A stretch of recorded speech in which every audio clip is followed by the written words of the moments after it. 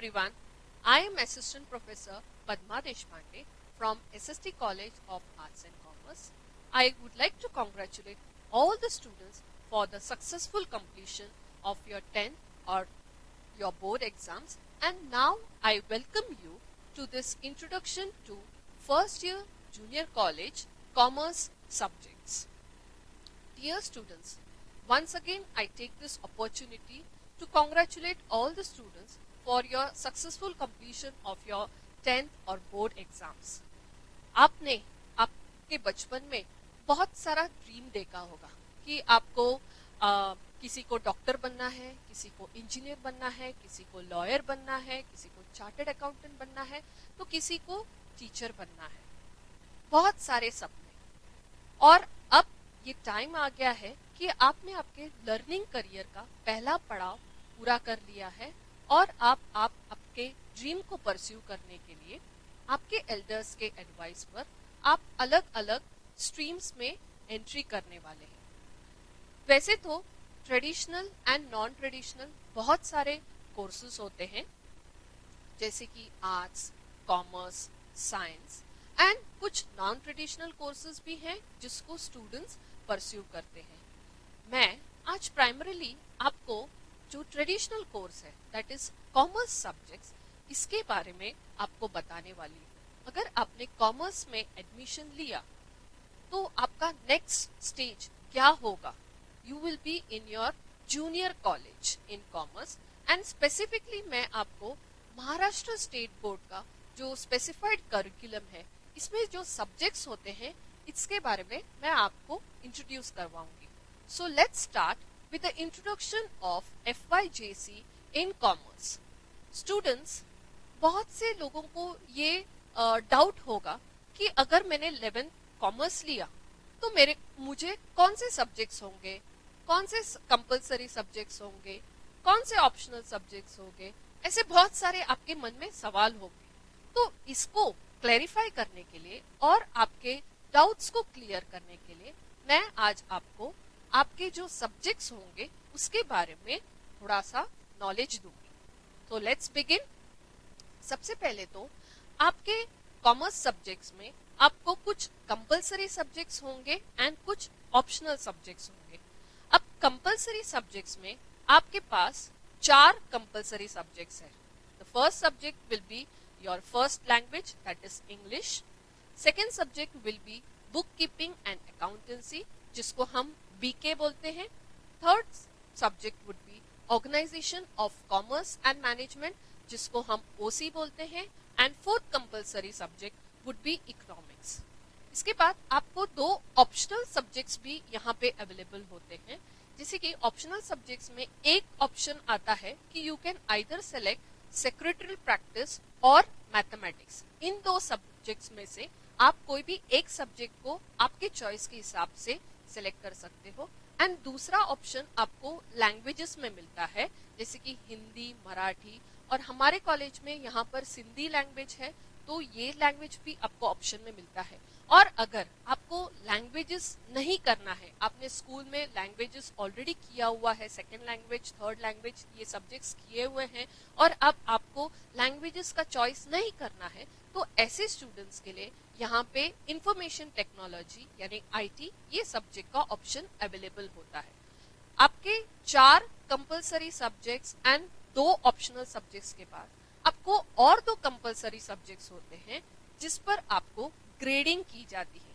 आपके जो पहले जो 6 सब्जेक्ट्स हैं that is your English, BK and accountancy, organisation of commerce and management, economics, secretarial practice and mathematics में से कोई एक आप जब ऑप्शन लोगे एंड लैंग्वेजेस या IT में से एक ऑप्शन लोगे, तो टोटल आपके 6 सब्जेक्ट्स बन जाते हैं। इसके बाद आपको 2 और कंपलसरी सब्जेक्ट्स हैं, that is first is health and physical education and the second is environmental education या एनवायरमेंट एजुकेशन। ये सब्जेक्ट्स जो होते हैं इसमें ग्रेडिंग की जाती है, यानी कि यहाँ पर कुछ प्रोजेक्ट बेस्ड असाइनमेंट होगा, आपको कुछ सबमिशंस करने होंगे और इस पे आपको ग्रेडिंग्स दिया जाएगा। तो अब मैं आपको हर सब्जेक्ट में क्या क्या टॉपिक्स कवर होते हैं इसके बारे में थोड़ा सा डिटेल में बताऊंगी। सबसे पहला तो आपका इंग्लिश सब्जेक्ट है, कंपलसरी सब्जेक्ट है। इस सब्जेक्ट में यहाँ पे मैंने इंडेक्स बताया है। इंडेक्स में आपको आपके जैसे आपने स्कूल में पढ़ा है, आपको कुछ लेसन्स थे, कुछ पोइट्री था, थोड़ा ग्रामर था। सो बेसिकली यहाँ पे आप क्या करोगे, you will be learning an advanced version. See, now you have come into the junior college.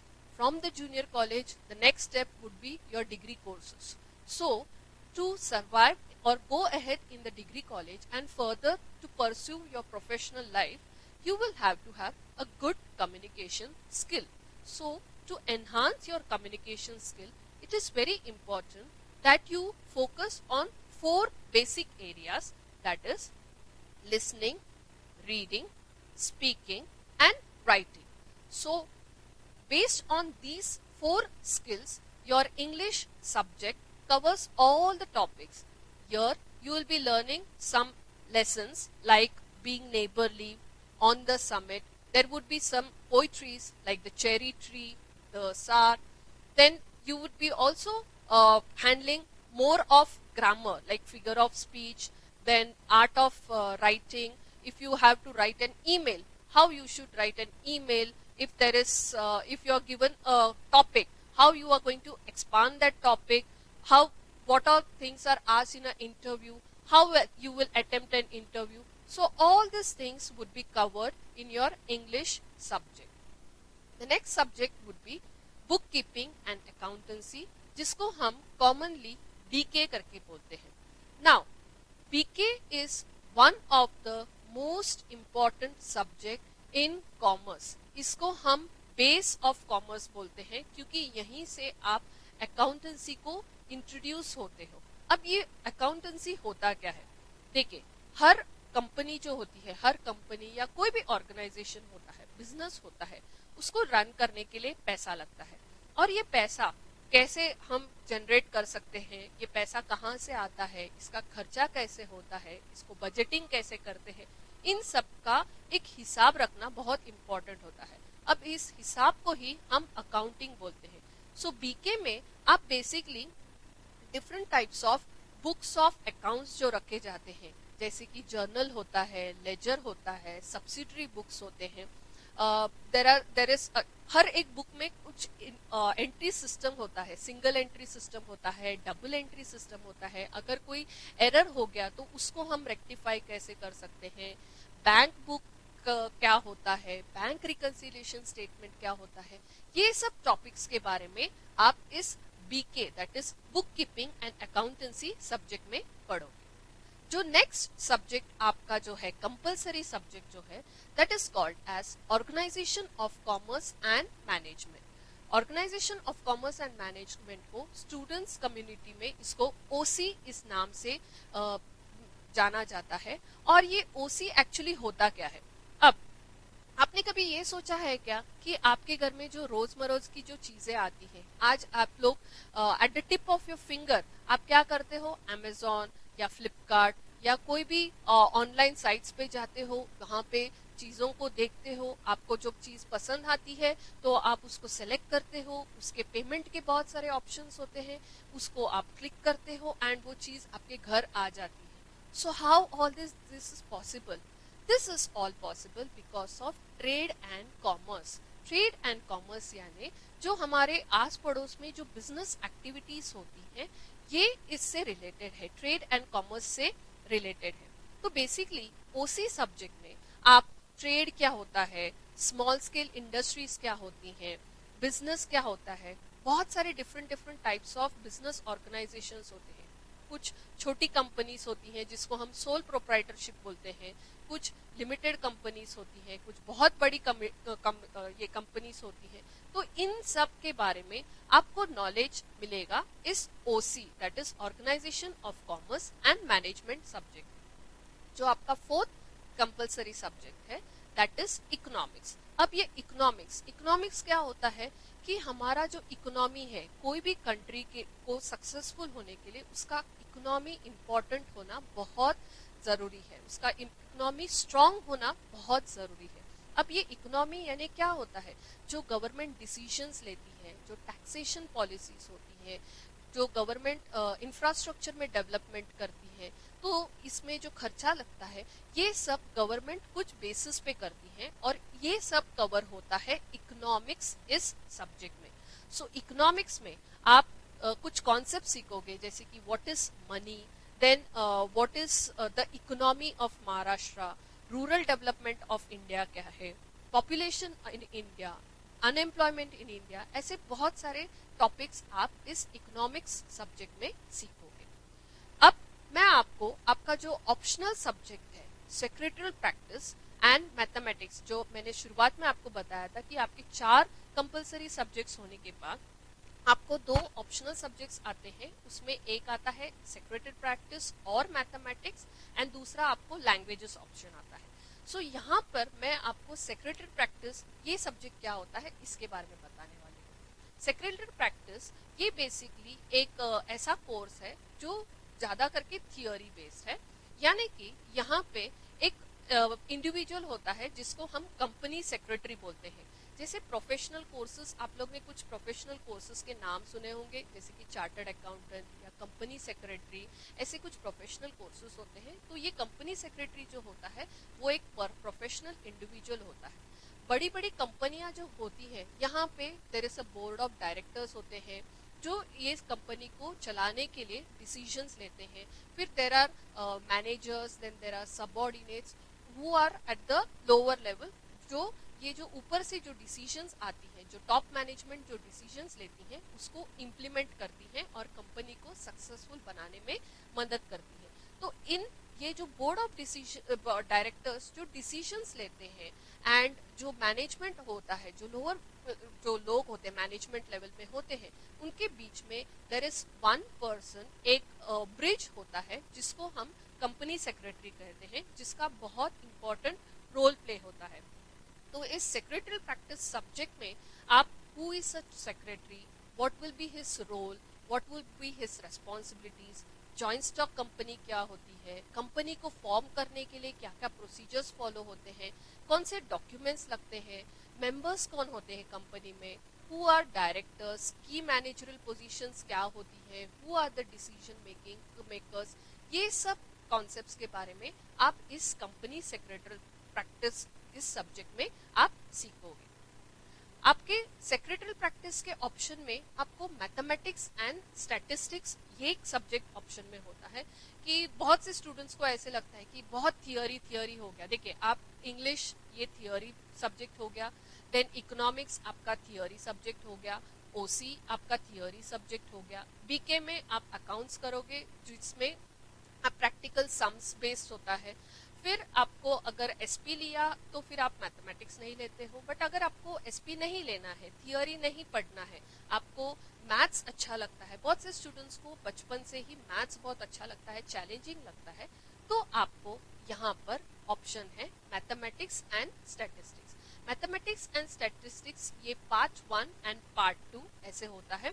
इसमें आप अलग अलग टॉपिक्स, जैसे कि बेसिकली मैथमेटिक्स एंड टॉपिक्स में मैथमेटिक्स एंड स्टैटिस्टिक्स में combination of algebra, geometry, statistics इनको लेकर बनाया गया है। तो यहाँ पे आप functions, complex numbers, sequence and series, locus, straight line, determinants, ऐसे कुछ टॉपिक्स पढ़ोगे। वैसे ही मैथमेटिक्स पार्ट 2 में आपका मैथमेटिक्स एंड स्टैटिस्टिक्स पार्ट 2 में आप पार्टीशन वैल्यूज क्या होती हैं, मेजर्स ऑफ डिस्पर्शन क्या होता है, स्क्यूनेस क्या होता है, काई स्क्वायर क्या होता है, ये सब स्टैटिस्टिकल टेक्निक्स आप पढ़ोगे।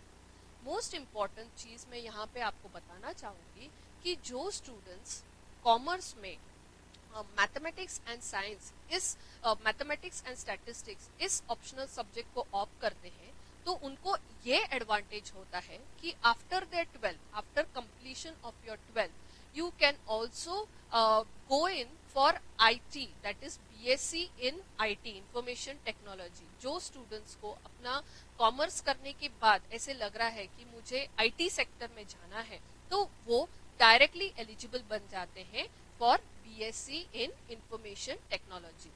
So I would advise all the students that those who are very good in maths and those who are having interest in maths and statistics, or otherwise also those who want to score well, they should definitely opt for maths and stats.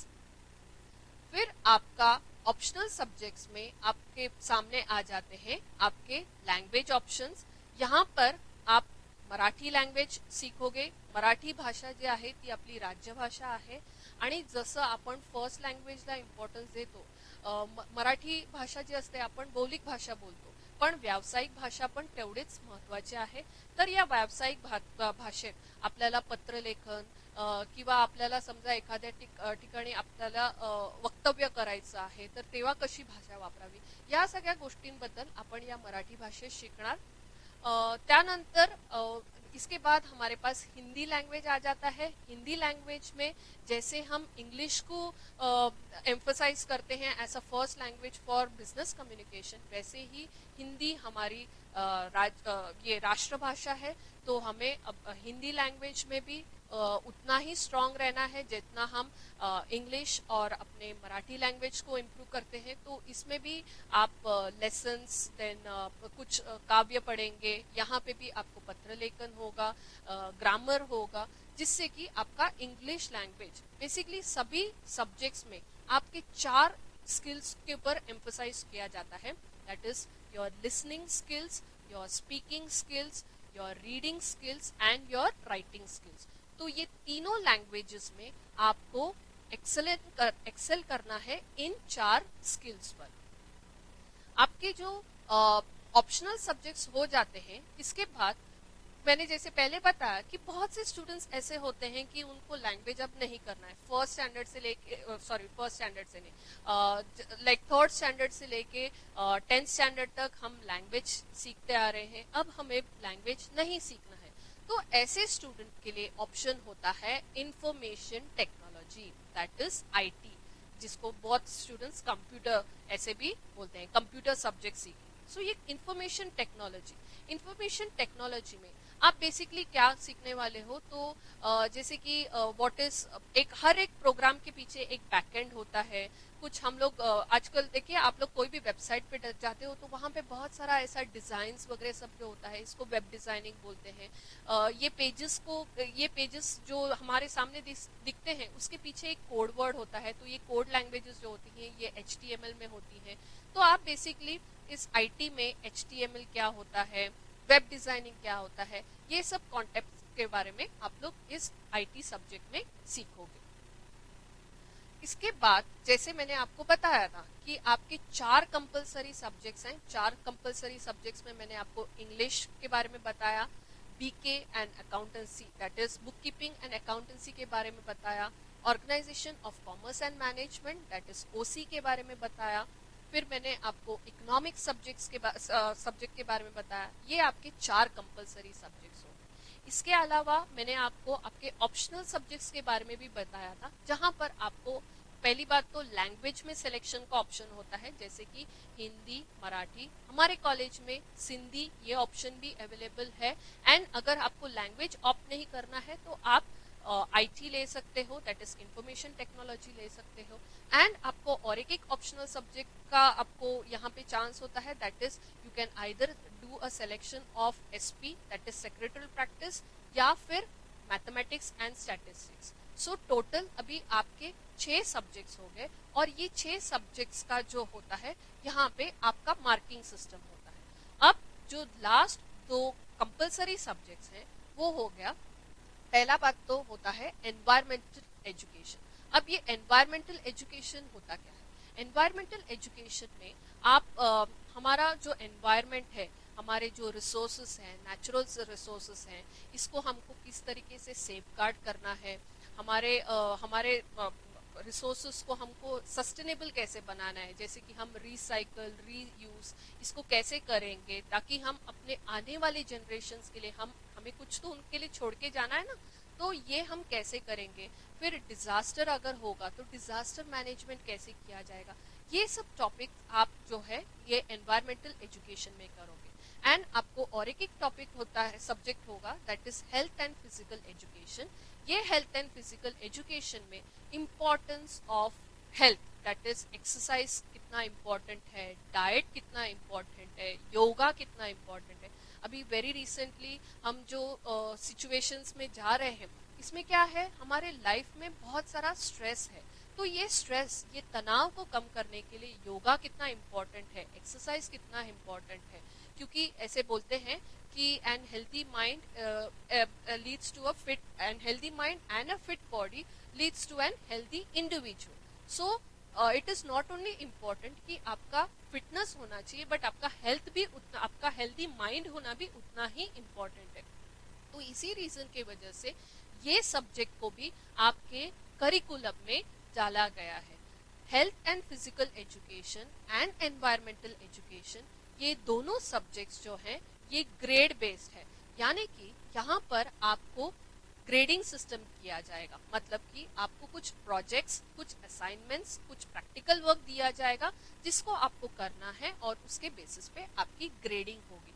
तो आपके marksheet में 6 subjects का आपको marks आएगा and ये 2 subjects का आपके grades इसमें डाले जाते हैं।